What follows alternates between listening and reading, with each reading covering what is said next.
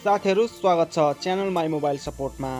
आज म तपाईहरुलाई इमोमा आफ्नो प्रोफाइल कसले हेर्दै छ र त्यो कसरी पत्ता लगाउने यसै भिडियोमा स्टेप बाइ स्टेप देखाउने छु।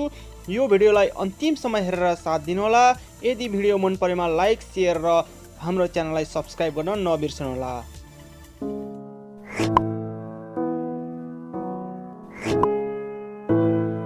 साथीहरु, इमोमा आफ्नो प्रोफाइल कसले हेर्दैछन् त्यो पत्ता लगाउनका लागि तपाईले आफ्नो इमो अकाउन्टलाई खोल्नुहोस्। इमो खोलिसकेपछि तपाईले सबैभन्दा मुनि लेफ्ट कर्नरतिर तपाईले 3 लाइन्स देख्न सक्नुहुनेछ। त्यसमा एकचोटी क्लिक गर्नुहोस्। त्यसमा क्लिक गरिसकेपछि तपाईको मी भन्ने एउटा पेज खोल्नेछ। त्यसमा रहनेछ तपाईको प्रोफाइल पिक्चर। त्यसमा एकचोटी क्लिक गर्नुहोस्।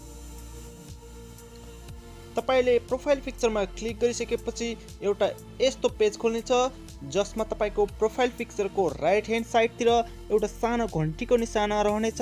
त्यसमा फेरि क्लिक गर्नुहोस्। घण्टीको निशानामा क्लिक गरिसकेपछि तपाईको रिसेन्ट भिजिटर भन्ने एउटा पेज खोल्नेछ जसमा रहनेछ तपाईको इमो प्रोफाइल हेर्नेको संख्या। साथीहरु, मेरो इमो तत्कालै कसैले पनि हेरेका छैनन्, त्यसैले नो भिजिटर देखाएको छ।